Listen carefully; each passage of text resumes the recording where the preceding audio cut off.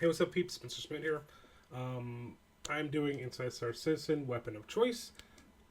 Disclaimer: I have watched the first half already, but then my mic was muted, so then therefore, yay for me redoing this.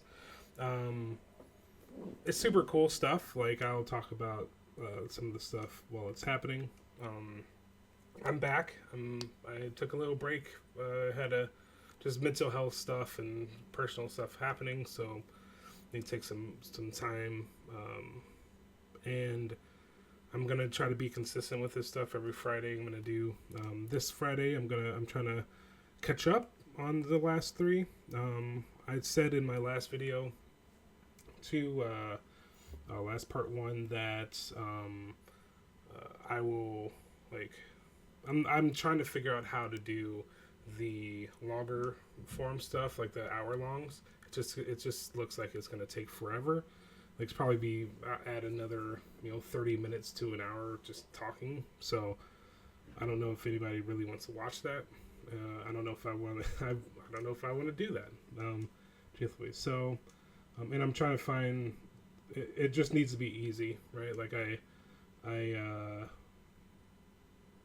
like doing this stuff. It's just I have other things I need to do that I focus time on. But anyway, so sounds working. Cool. And here we go with Weapon of Choice, Inside Star Citizen. A lot of fun, a lot of cool stuff in this. So here we go.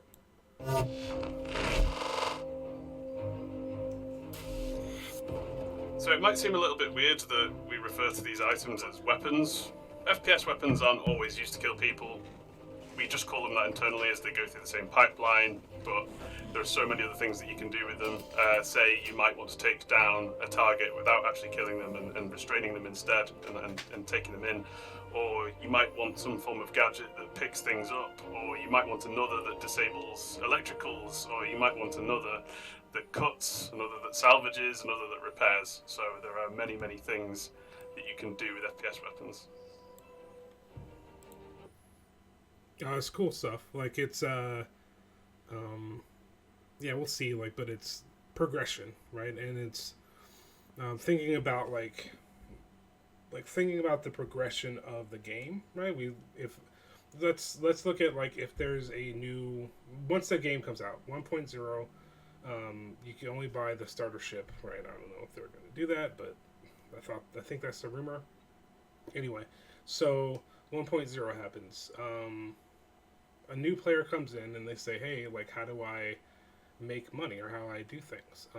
First, they get the multi-tool, and they can use this in their profession that they're going for, right? Right now, there's a hauling thing, like you move boxes, you can get paid for doing that. You can get paid for, obviously you can mine, just stuff like that. And what this is, like, what's coming up is showing the progression that they're going to have, right? From, just the multi-tool, which the multi-tool stuff is cool, but it's a generalized item, right? But then you invest a little bit more, you get the specialized item. And then you invest some more, then you get the ship, right? Like, the ship is the class, right, in a way, but, like, it's showing a clear sign or path of progression through to getting the ships, right? So, you join a crew and you want to be, they're going to talk about medical real quick. Like, you want to be a medic, right? In the game, you join the crew. You're using your multi-tool, or using their the medic tool, right? That does better stuff. So it's just super cool stuff. Here we go. So I've personally wanted to work on these non-lethal FPS weapons and tools for a long time. I've personally written a lot of the design documentation that goes alongside them for like a long time ago, so I've been dying for these things to come out, and I've seen a couple of them going through the concept phases, and I'm sat there itching, waiting for it to come in, and I'm looking at the roadmap myself, but ultimately there's not much point in us putting these things out without the underlying systems being there. Now, all that said, teams have now started work on systems like medical, charge and drain, breaching, salvage. So now is a perfect time to start developing these weapons and tools to go alongside the systems. And I wouldn't be surprised like if we see because it's easier to deal with smaller, right? So like if we see like salvage start with just the weapon, the not the weapon they call it the salvage gun, right? Like seeing that first, and then they increase, right? Because it's just easier to do smaller, and so it's more like controlled, and then they can build on top of that, right? Because the thing is like from my understanding how salvage is going to work is the salvage of the small is going to be just like pretty much the same as salvage of the big, right? It's just at a bigger scale and faster, right? So probably you get better things and all that stuff, but it's going to be the same concept. A change to the player health system is that over time you may start to suffer long-lasting injuries if you've been seriously injured multiple times. And what the multi-tool healing tool allows you to do is not only heal someone just by firing at them over a short distance and applying healing gel, you will also get a UI readout that does notify you of any long-lasting injuries that might not be obvious that your target is sustained, and you can advise them or use multiple healing or drug pens to top them back up again. You know, it's a modular piece, so how do you look at it and instantly recognize it as, okay, this is a medical attachment? So obviously you've got the essentially what looks like a sort of syringe, and then also you've got there's a canister on this that swaps out, and that also holds the sort of healing serum. So those are the two things that swap out on this. So the MultiTool Salvage attachment also has two functions. It has salvage and repair. Salvaging allows you to do what we call hull stripping, which is where you can walk up to a ship or vehicle and you can start stripping away the hull that then gets stored in a canister. And that could either be sold on or kept for repair. And what repair is essentially the reverse. If you look at your ship that's been damaged, you can apply what is in the canister, the material that you've gathered in the canister, to any damage that's been done to your ship or vehicle to repair it. And the obvious visual thing with this is Nick delivered it in yellow originally, but we've pushed him to more the silvery blue. If you find one or you're in a shop, you're like, okay, that's one. And like if you look at it too, right? The say design language. Away the hull that then gets stored in a canister, and that could either be sold on or kept for in the canister, the material. Like what's super cool is this, right? Is the same look as the salvaging ship.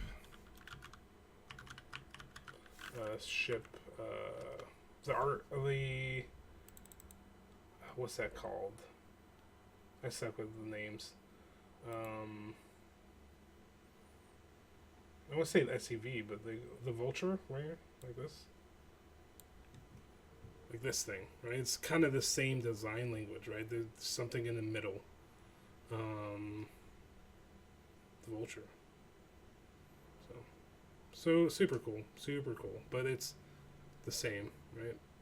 So they're going off of the same thing.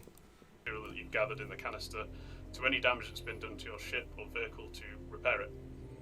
And the obvious visual thing with this is Nick delivered it in yellow originally, but we've pushed him to more the silvery blue.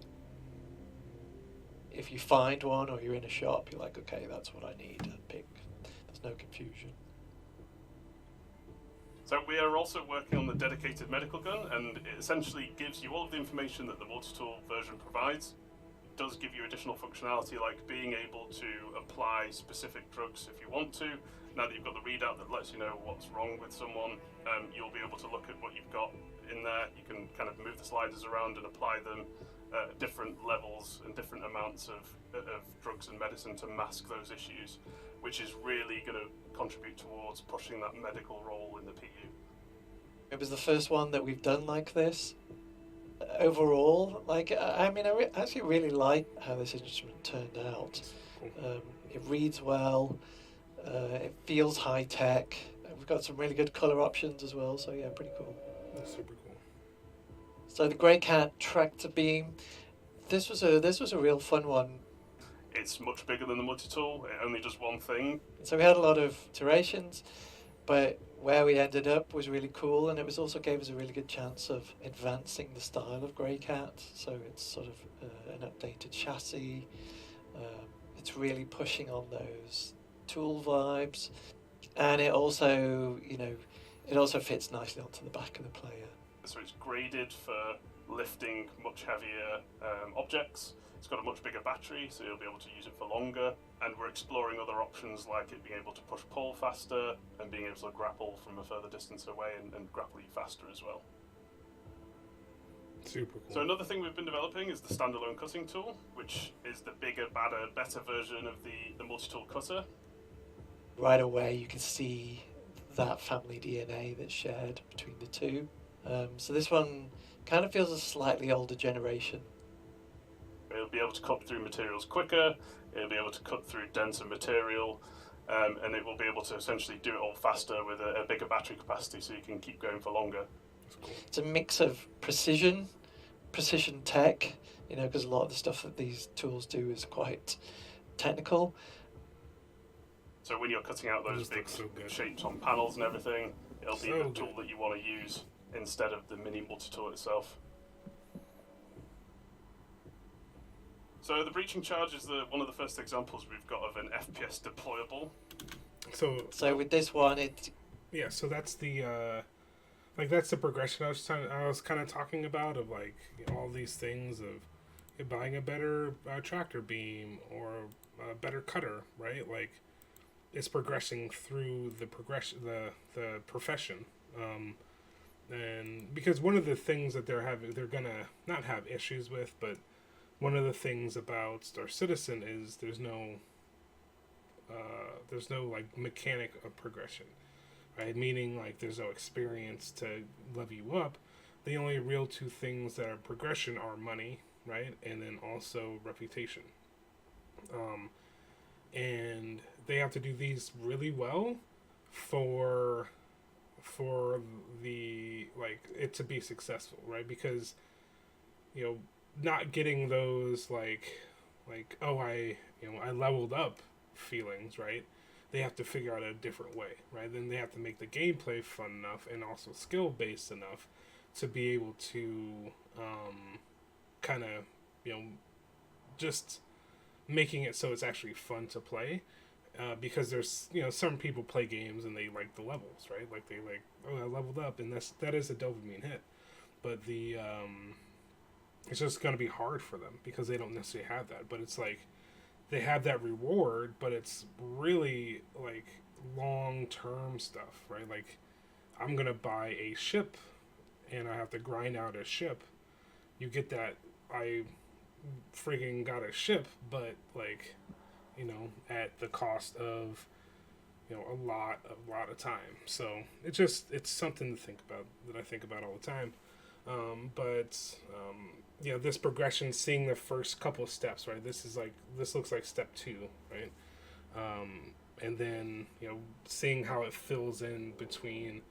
This is a long way from buying a ship, right? So we'll see how it kind of goes. It'll be able to cut a bigger battery. Technical. Instead of the mini multi-tool itself. There we go. So the breaching charge is one of the first examples we've got of an FPS deployable. So with this one, it remains quite small, but benefit is you can stick it onto a surface. So you'll be able to take this out, put it down, it'll deploy on the surface, and the breaching charge is purely meant to bust through doors. And it's what's interesting is yes, this makes sense. However, I know they're doing the room system, right? But decompression, emergency decompression type stuff, is that going to be a thing in the game, right? Is people going to get sucked out of their ship if they're if there's a thing, right? Because they're not the ships aren't really built for decompression, right? It's I don't think I've been on one ship really that is really built that way, like a submarine is, right? So it's just interesting. We'll see, but it's cool. It's cool stuff. I just don't know how they're going, if that's even where they're going to go with it. Like maybe you can't use it on airlocks and stuff. So It's pulling on some of the bearing styling that we did for things like the grenade and some of the more recent weapons, maybe like the LMG. So we're getting more of that polymer. Yeah, it's just always sort of maintaining that balance of polymer versus metal versus how many bolts. Again, keep that family DNA.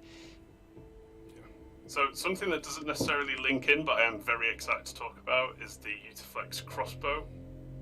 super cool. The Ultraflex Crossbow probably is one of my favourite weapons in a long time, actually. It's very different to any weapon that we've ever done before. And also, it's essentially a new company. It's going to be our best stealth weapon available. So while the radar and scanning systems pick up on IR, EM, and audio as well, this thing will essentially fly under the radar on all of those. So it's your weapon that you will be using if you want to stay stealthy. And it just looks so cool. One of the things though, like is there drop? Like I know there's drop on. I think I saw. Yeah, there is drop on the bullets, the projectiles.